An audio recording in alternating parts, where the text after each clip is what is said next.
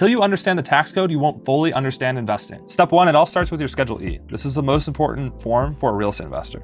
At the top, you're gonna have all your properties listed and all the addresses, okay? Here is where you're gonna have the type of property, whether it's a long-term rental, multifamily, short-term rental. Make sure that they get this right. Now, here's the juicy part, all your expenses.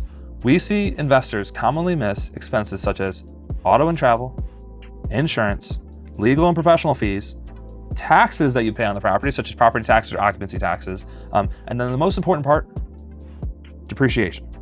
Make sure that these expenses show up on your tax return.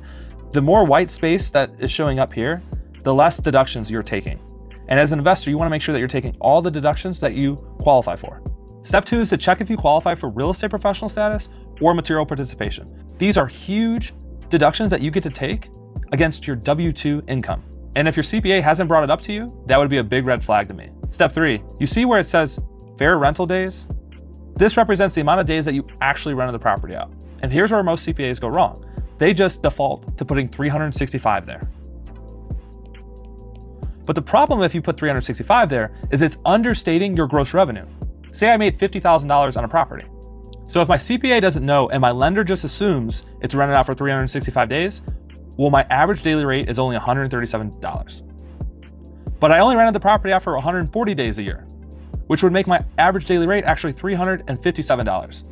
If you do this wrong, it can make it a lot harder for you to get a mortgage for your next property. If you do these 3 things right, you can use your tax savings from real estate to buy your next investment property, just like Audrey did.